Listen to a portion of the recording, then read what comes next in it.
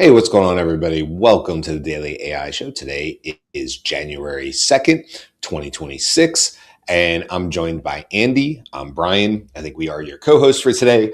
And so I think without further ado, we've sort of talked a lot about big end of the year, new year. We did all that stuff. It's time just to dive in and get into all the goodness that is AI news and otherwise. So, Andy, kick us off here. What do you have as far as some AI news today? Well, let me start before we get to the good news. Let's start with the dark beginnings of 2026. Okay. So I there's feel like this is a continuation of yesterday. yeah. Well, let's try to get it all swept under the rug at the There you go. beginning, and then we'll forge on. But anyway, there's a thing called the WARN Act, and WARN stands for Worker Adjustment and Retraining Notification Act, and that requires major companies and that are planning to eliminate jobs in significant numbers to file 60 days before they do that in order to provide enough advanced warning and so on. So anyway, they do that and on literally on January 1st. So a bunch of WARN Act notices went in. And the companies filing those WARN notices include Amazon, FedEx, General Motors, Verizon, Wells Fargo, and McDonald's. Okay, so that's a wave of coming cuts in employment following a year, 2025, where 1.2 million layoff positions were announced through that WARN Act system, which was a 50% increase over 2024. So there's a growing layoff movement here, and it's not stopping. Yeah. And so this is in alignment with what we've been talking about. And many of the companies who gave those notices are including, AI as one of Yeah. the reasons why that's all happening.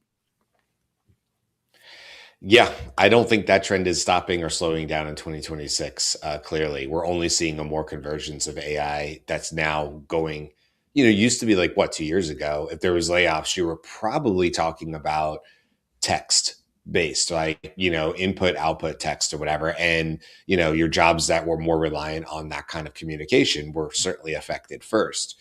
And I don't know if there was like doesn't seem like AI at that time is really going to, because I do this, that, and the other. But now we're seeing, obviously, you could have a very physical job and seeing ways that AI could disrupt your job due to because you had a repetitive task job or something that some of these robots are starting to get really good at.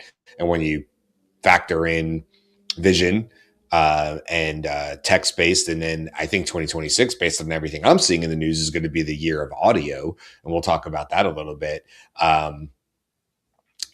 I don't see, I don't think you or I see this trend slowing down. Okay. So that's some grim news to get going in 2026. Set that aside. That, give us some good stuff. That's not going to affect anybody we know. So yeah, sure, right. I think that's right. Sorry, you froze there on my screen a little bit. Do you have? Do you want to pivot into some new other? Do you want to pivot?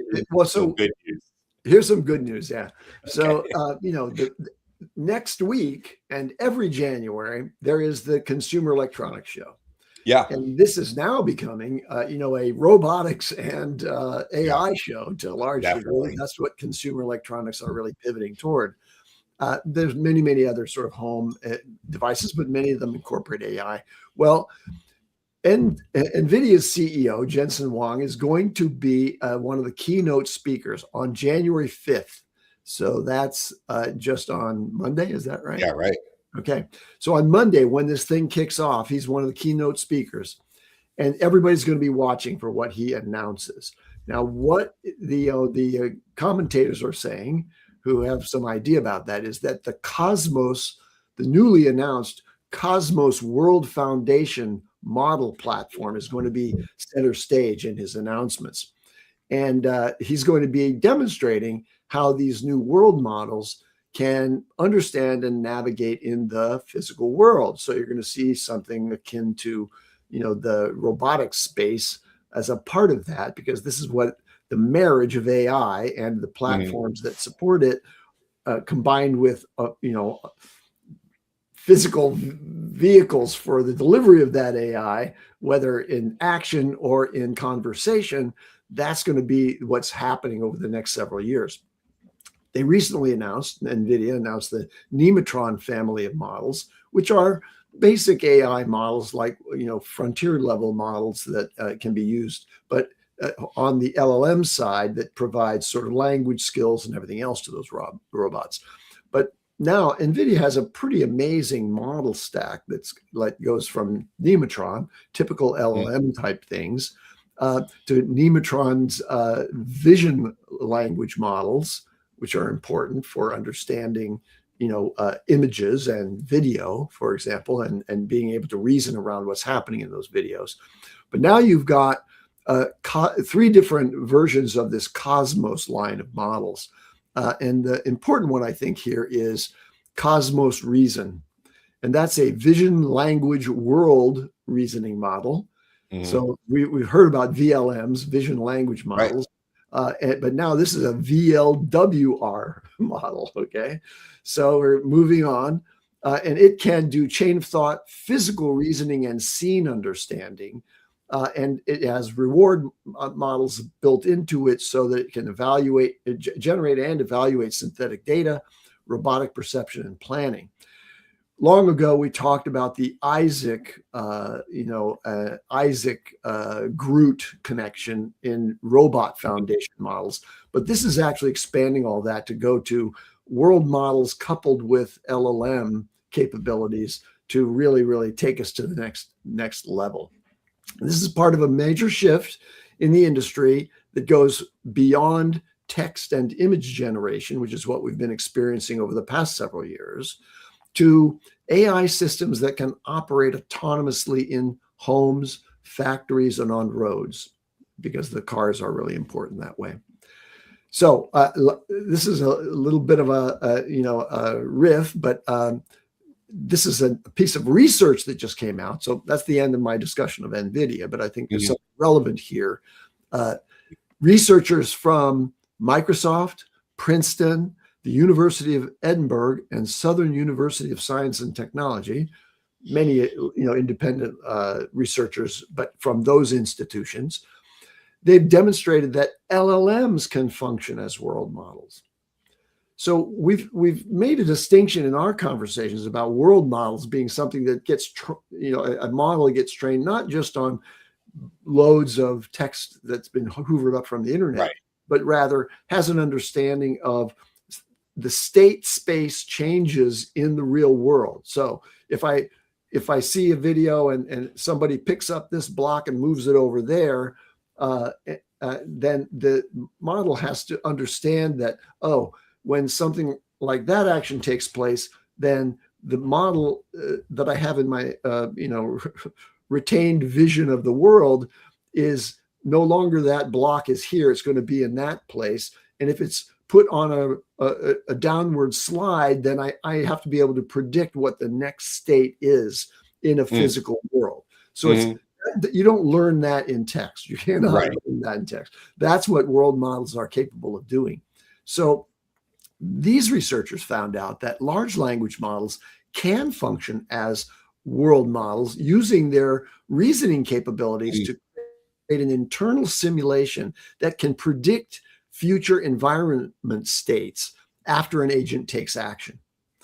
So this makes LLMs more universally applicable to the larger question of how do we train autonomous AI that has physical presence in the real world. Well, these researchers are showing that after fine-tuning on real interaction data, small models like Qwen 2.5, a 7 billion parameter model, and Llama 3.18b achieved over 99% accuracy. So that's passing the necessary level of accuracy in predicting next states in structured environments like households and predicting next states in laboratory simulations. So pretty good research here saying, Yeah. all of these, it's not going to be LLMs get tossed aside in favor of Right. diffusion models and world models. They are actually smart enough with the incredible investment of training that we've put into them to do things like world modeling. And I think what this says to me is, Ethan Mollick and many others, not just him, have stated over the last 2 years, hey, even if nothing else came out new, no new models came out around the world, we probably have 5 to 10 years worth of discovering just what we have in our hands. And I think this is a good example of that, right? Like there's big talkers out there, big thinkers who are a big part of AI who say, there's no path forward with LLMs. And here you go coming back with a story and going, hey, you know what? Because of reasoning, because of fine tuning, look, this is a whole new way that we're able to use LLMs and know maybe they're not the entire future, but they're not also being cast aside. And this is a good pivot to a story that I think I've literally had up on my screen because it's from December 29th. So I think I've had it on my screen 2 or 3 days now, just for whatever reason we haven't gotten to this news story. But I found this interesting. It says EVs are getting smarter. Physical AI helps autonomous cars detect loss of control in real time. And then the little sub thing here is by combining physical models and AI, researchers improve real-time estimation of EV motion states critical for stability in autonomous driving. And if you get into this article, it is very cool. And basically what it's doing is it's taking real-time data and predicting if there's going to be a traction loss, like for the tire. And it's doing that for all 4 tires independently. And what it's basically doing is enabling, in this case, EVs, but you can imagine even if you were a human driver as well. I mean, obviously EVs are human drivers. I mean, autonomous driving versus human driving, excuse me, is it's in milliseconds, whatever it is, it's determining whether there will be a loss of control based on a variety of factors that it's bringing in, and then makes corrections in these milliseconds prior to it actually losing it. So instead of it being a reactive state of the tire is slipping or what is it, ABS or something like that gets engaged because the tires are no longer holding traction, and now there's something being done and the brakes are doing the vibration pumping and stuff like that to help us regain control. Now you basically have cars, and they're talking about the EVs and this AI that is able to do all that computation before it actually happens. And that's very, very cool to me. It's like it's a little thing, but when you get into this article, this is from interestingengineering.com is where I read this. It's a very cool article. It's like if you're into popular science, or if you always liked those magazines back in the day, I think you would just kind of geek out on a blog like this. So for anybody listening to this and wants to get into that a little bit more, I'll leave that to you. But I just thought that was a really cool, like, what a cool niche use case. But just going to show it's not all about LiDAR. It's not all about Waymos or Teslas or whatever. There's these other AI developments happening that are tiny. They're one part of a much larger system, but they're going to end up saving people's lives. And we know this. So it's very, very cool.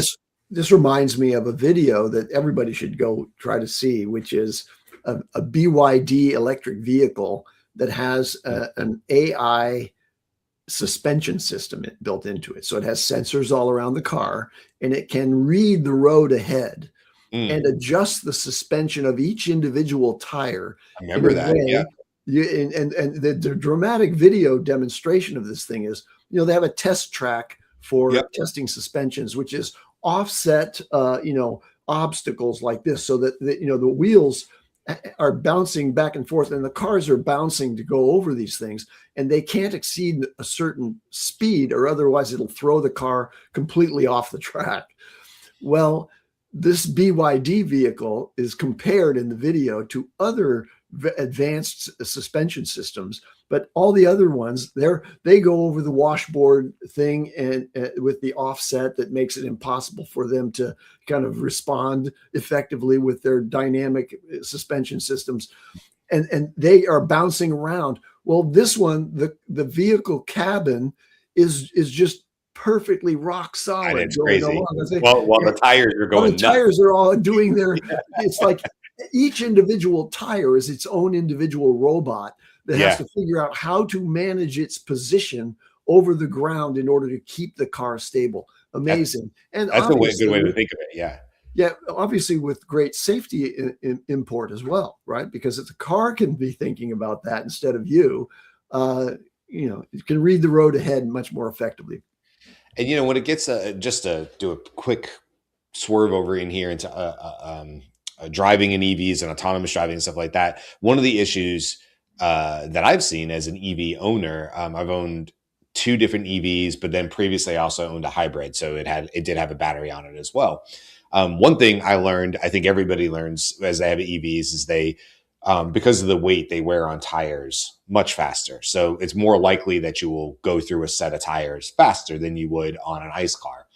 Um, that could be problematic if certain cars, like I had a older BMW i3, which I love. I don't have it anymore. But it was a fun little EV with a Rex, for people who know what that is, all carbon fiber. But it had these little like golf cart tires on them. Well, they're unique. So of course they're extremely expensive, right? And so like that was like prohibitive, even for a car that didn't cost me a lot to replace tires was going to be astronomical, right? The other thing that I think we need to, as you talk about having basically four robots that are the tire systems, right? I think this is a great way to think of like future automotive. The downside of that obviously is that it gets so, even though the total cost of the car, like let's say a BYD equivalent, or what Ford seems to be saying they're going to build, the BYD equivalent in the US, right? The problem is what we would normally call a minor fender bender in the future, if it takes out that front left wheel and damages that front left robot, the insurance companies are totaling the cars. And Yeah. so this happens more, unfortunately, than you'd like to see, because either the cars are so complex now that the insurance companies are like, does not make sense for us to try to spend for that, and so they total it out, which definitely number one, it just causes waste, right? Because and then you have secondary body shops that are willing to take a shot at it, but it's an EV, it's got batteries, it's complex, things like that, hard to get parts. The parts are extremely expensive in themselves. So I feel like there's a lot more that needs to happen in this whole area that we don't really talk about. That's not even necessarily AI. And that's why I said it's a little bit of a swerve here, is that there's a lot more that needs to be figured out. Obviously, as costs come down and things, become, the same parts and production lines, those costs will go down too. But, I have an older Bolt, and I worry all the time that if I got in what would be considered a minor accident, a minor fender bender, a bump or something like that could result in us losing the car as far as the full total. And there's no way economically that would work out for my family. Never mind the fact that you got a fender bender, So just interesting stuff. We have a lot of comments, by the way, with people in the talking about EVs, Greg, and stuff like that. And as far as autonomous driving, I was going to say one other thing on it that goes along with what you were saying, Andy, and what I read, and then you said BYD, and that made me think of something, but it's gone now. But it had to do with EVs or drivers. Oh, I know what it was. Literally yesterday, I was taking down my my lights. I was talking to you. We were both saying, "Oh, we got to take down some Christmas decorations." That's what I was doing after the show yesterday. And so I happened to run into my neighbor, and he was saying that he is working with other people, and it's like it has to do with. I won't get into it because I don't know much about it, but it has to do with like ultra high frequency something. And essentially, like, for those who've never been a firefighter, you may not even recognize, but in the middle of the US streets, at least, there's these little blue pucks. And you probably have never really paid attention to them, but they tell you where the fire hydrants are, right? They're reflective and they're in the middle of the street. And if it's dark out and I'm coming to, respond to a fire, boom, I can see where the fire hydrant is, right?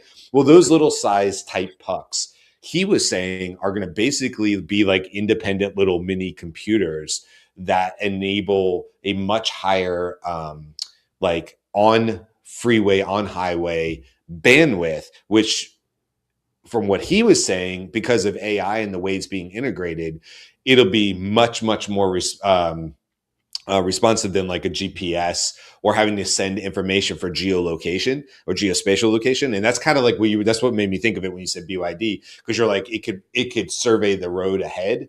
And I guess in this sort of bigger mesh network that he was talking, my neighbor was talking about, the concept would be that No, your car would know where it is in relation to all other objects, not within feet, but within centimeters or something like that. It was really interesting the way he talked about it, but just it's always interesting to hear what people are building out there. And this was somebody that like had a new venture and something they were investing and trying to make a thing, and talking to different cities and saying, hey, I think this could be a part of the future. So always cool to hear about like sort of the AI city of the future, and it's Yeah, not robots yeah. flying around and Rosie the robots. It's these little pucks that nobody's going to even notice on the street. And somebody says, hey, did you know that's its own computer sitting right there in the middle of the road? You're going to be like, no.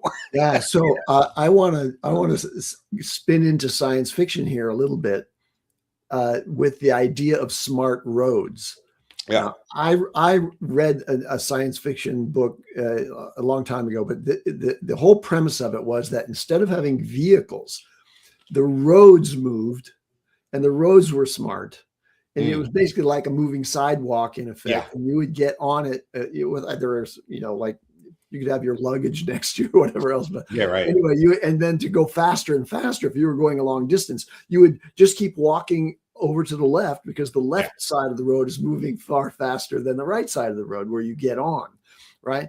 Anyway, this AI instrumentation of the physical road networks that we have, so that we have sensors and transponders inside those things, would give you much more information for the computers that are controlling our transportation for safety purposes and for traffic management purposes. Like you never have to stop because now the road is smartly organizing the Right. movement of the vehicles on it, Yes.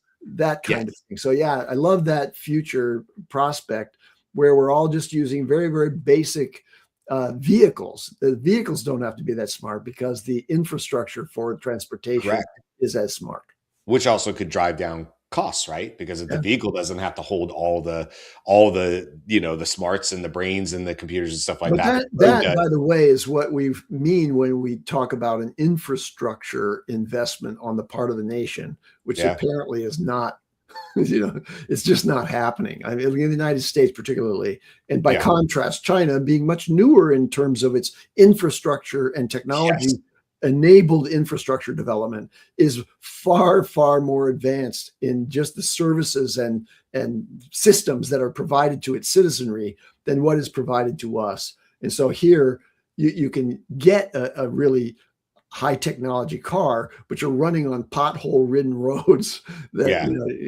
anyway, I won't go much farther than No, that. I'm with it. What this all says to me is that I don't know if it'll happen in 2026, but within the next year and a half, it sounds like I need to take a trip to China, and so I can go report back and all the go ride in all the BYD vehicles, go see all the fun AI stuff they have Right. going on and stuff like So that. thank you to Marcy, who just added the actual specific reference to the science fiction story that I was referring to, which is from Robert Heinlein, and it's The Roads Must Roll. So a really Yeah, it's awesome. fascinating book. Yeah, you check it out.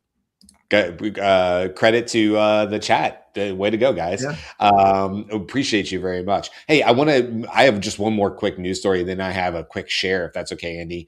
yeah. And then we'll go from there. But this this is from the head of Instagram, Adam Mosseri. Almost sounds like my last name, but it's Mosseri.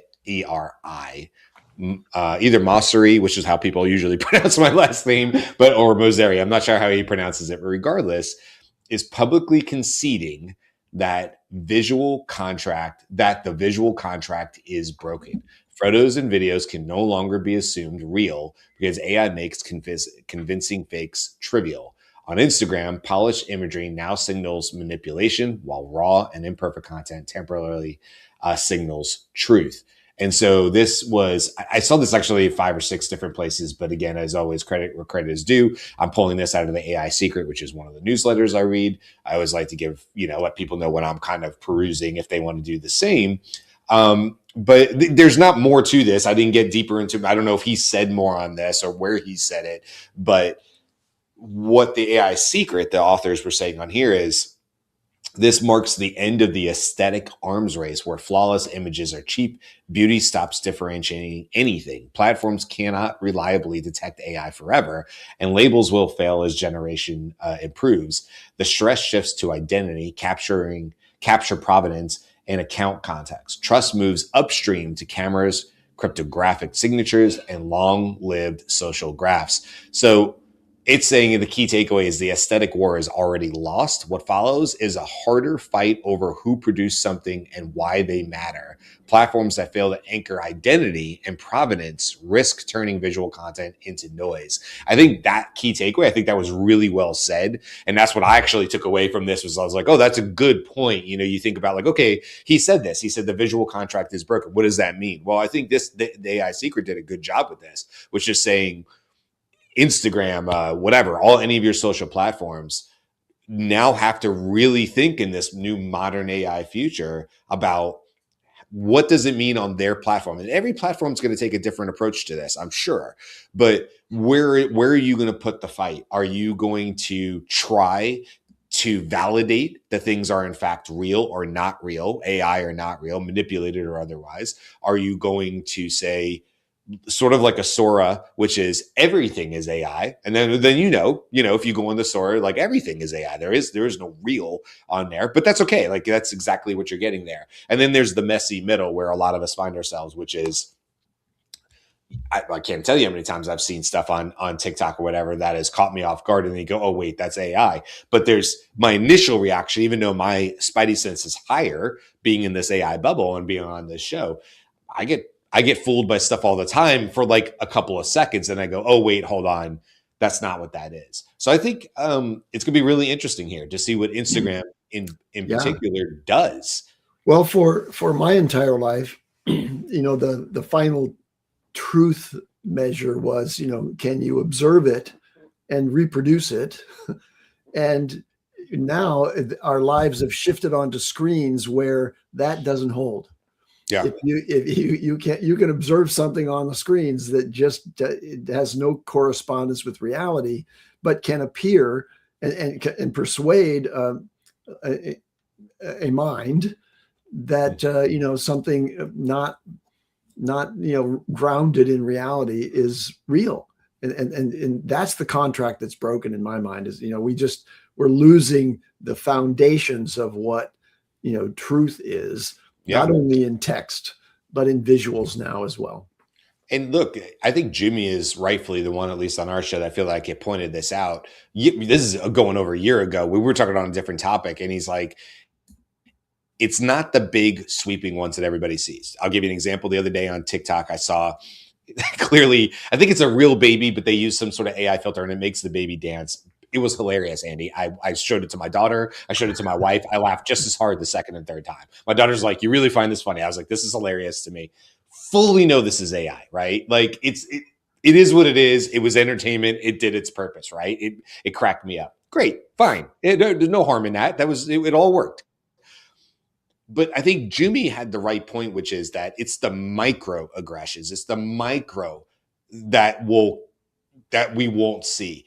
Case in point, if somebody today, my daughter or whatever, said, "Look, I'm 15. I really need to put focus on a portfolio." Hell, we say this in the comments all the time. You need a portfolio. You need a portfolio. Well, she needs a portfolio, right? She's a teenager and she needs to start building that visually.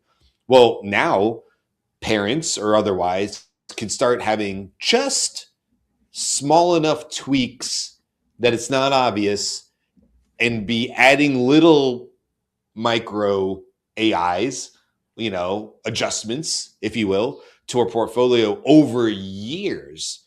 That if you were to step back and look at it, and this is what Jimmy's always kind of saying is like, I don't want to speak for him, but when he's talked in the show, he's like, it's not the big sweeping ones that everybody goes, "That's AI, got it. And we all agree that's been created or whatever." He's like, it's the little ones. It's the little changes, the little tweaks, the little whatever that you won't perceive most likely and will not pick up on. But it's interesting that over the course of maybe a 10 or 15 year period, it might be really hard to determine whether somebody's portfolio has 50% AI, 10, 0, 100, because of these minor tweaks and aggressions or whatever. So anyway, just interesting to think about that. All right, did you have any other news before like I said, I have one quick thing to share other than that, but Uh, I can wait till after, but I do want to talk no, go for about it. one thing. So I'll do it now. A woman, Lavon Roberts, sent a note to us on LinkedIn at the Daily AI Show. And she is the CEO of the Scott Morgan Foundation. And I wish Beth were with us to speak to this. Beth's in the chat, She's in the but yeah, comments, by the I way. see that That's just she's in the there. comments. So But this is about AI applied to accessibility and redress of disabilities in order to allow people who are in this particular case unable to speak to come back into society with full expressiveness for communication. So as a sort of a remembrance, remember Stephen Hawking, in his wheelchair, brilliant mind, very articulate, but he could not speak. So Ray Kurzweil and Nuance, developed a platform long ago that allowed him to, type out, laboriously what he wanted to say, and then it would articulate that in a very monotonous and electronic voice, but with zero expression. It's just the words. So he can say something, but he can't. You never saw or imagined Stephen Hawking making a quip and laughing about it, right? Right. Well, so Lavon Roberts, CEO of the Scott Morgan Foundation, which is focused on this area specifically, just released an announcement about a new product that they've created called SMF for the Scott Morgan Foundation, Vox AI. It's a multi-agent AI communication system developed with and for people with severe speech disabilities. And it's built around the simple idea that communication should feel human and not mechanical, to the point that I was making about the mechanical presentation of Stephen Hawking. Okay, so it was built by a technologist who's lived with ALS for 15 years and mastered coding through eye tracking alone. He coded this system, with a company called DID, architected by this fellow, Bernard Muller. Okay, so the combination of Scott Morgan helping with the funding of the development of this thing and the launch of it, which creates an AI coordinated presentation of you in near real time, that it instead of you simply being there with a digital avatar, it actually allows you somehow to use your own voice and your own personality, and it creates expressiveness in that way.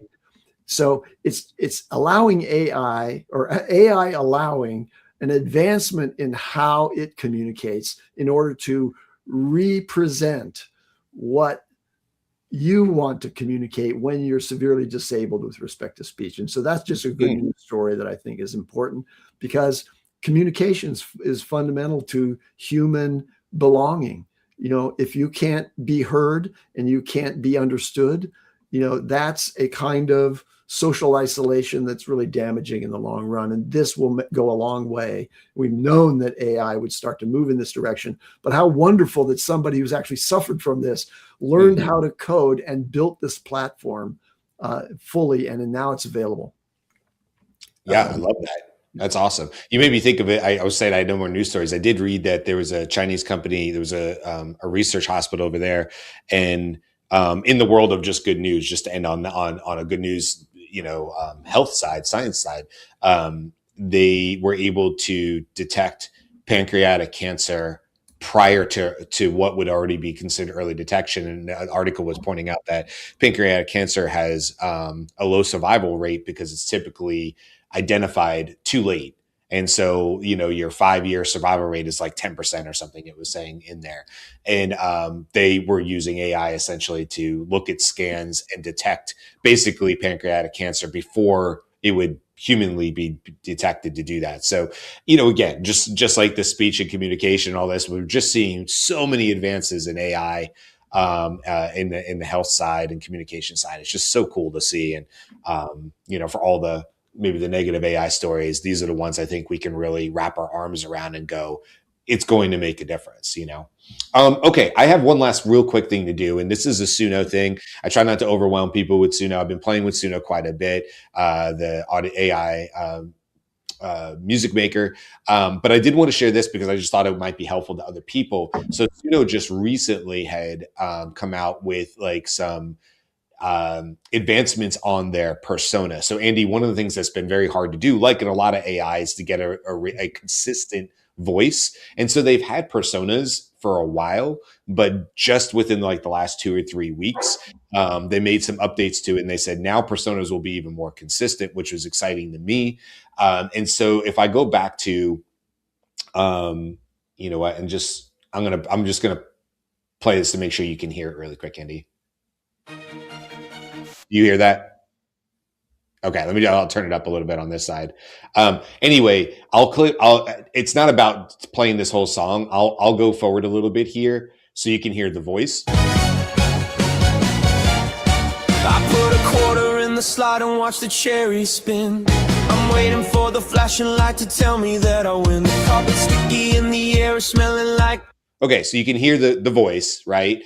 And so I wanted to be able to reuse that voice. So now what you do is you're able to go in, and this is something that's existed. You could see Neon Ghost, but then you see Neon Ghost here because I just renamed the persona the same thing. I could have called it Andy. You know, you can call the persona whatever you want.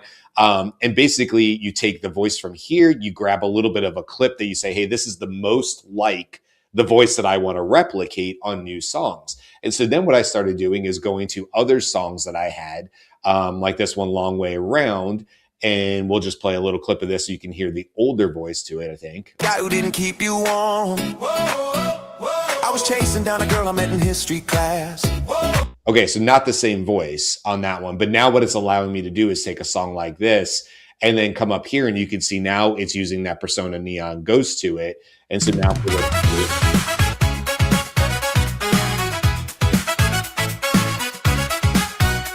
we were sleeping on the sofa in the college dorm. So now it's much closer. And it might be hard to hear, but it's much closer now to the same voice. Chasing down a girl I met in history class. It's reasonable, I would say, that you would listen to that and go, that could be the same singer. And that even that is a big jump forward for the way Suno has been or whatever. And so it's allowing me now, like you can see the Long Way Around here. So there's that, it's showing cover because it's the cover of the original one because it now has the persona on it. And then what it allows you to do too is that I've been messing around with creating remixes of songs I'm doing on Suno. So this last round is a remix of this song, which has a bit of an Irish flair to it. So if you hear the original one, got a tear inside my pocket, but I'll keep it there. The same voice again. We still have the Neon Ghost voice. But then I'm able to remix and hold that same voice, which is just something, I don't know, maybe people are better at this. You know, I know Greg and others, Gareth had been using Suno and may have already kind of been around this, but it's taken me sort of a while to figure this all out. But even now, as you go into the remixes,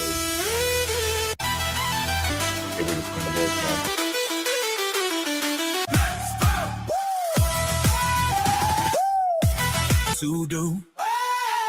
Stole a taxi and we drove like hell. Stories that we promised we would never tell. No, it's the remix on there, but anyway, I don't have to get into it. Like, it's like, my point is that what I wanted to just share very quickly is that if you've been in Suno and you haven't been impressed with the persona, it is much better now. One thing I will tell people is if they do the cover, like let's say you take another song and you apply a persona to it, just watch what you're doing over here in the styles, because essentially that persona is the voice style and you don't want to duplicate that down in here in styles like you normally would. So if like I go to the last round over here, you can kind of see it's tiny, but you would be able to see over here, like the way it's set up. And there might be information there about the male vocal. But if you're doing a persona, that's being pulled through, right? That is the style to it. So I had to learn the hard way as I was redoing new ones to ensure that I wasn't duplicating over the voice essentially on it. So just, playing and stuff like that. But for anybody that's sort of likes doing the Suno stuff, I really enjoy it. I just wanted to say, I think that the persona has sort of come a long way, and it's probably going to get better and better, but it's already like now demonstrating where I feel like I could produce a album's worth of songs that could reasonably be the same vocal artist throughout. And I think that's cool. Not that I'm not trying to fake anybody out or present it as real. It's just for me and for fun or whatever. But I think that's fun to me to conceptually, as somebody who's just been a lifelong music fan and can play guitar and can do different things okay. But I'm not a singer. So this enables me to conceptualize, well, what would my album sound like? How would I be the engineer? Instead of me being the singer and having to do that, it's really sitting in the booth and going, well, I'm the producer, I'm the engineer, and how would I build this for a 12 song album, if you will, or whatever. So fun for me. It's like people who just like movie making on the side and stuff. It's just a fun way to do it. I don't know. I'm seeing what Greg is saying. I barely use Canva Fine infographics. I can barely play the radio. I do not use Suno. I'm not an artist. Yeah, I mean, this is for me. I'm just reading some comments in here. I think it's very, very cool. Like it depends on what you're into, right? Like there's just so many different ways the AI and you can play around. And this is just something that caught my attention, and because I just enjoy music so much. This is a fun way to do it. So just wanted to share that for anybody that might be out there doing their own thing. Some lessons learned from me that might help you if you're messing around with it.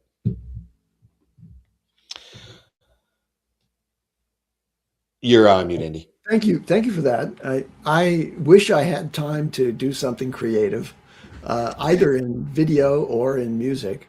Yeah, I am having trouble finding enough time just even to practice playing music, Right. much less Yeah, I know. creating music. So I'm really pleased that you're able to show us what can be done with these tools, because it's really quite astounding.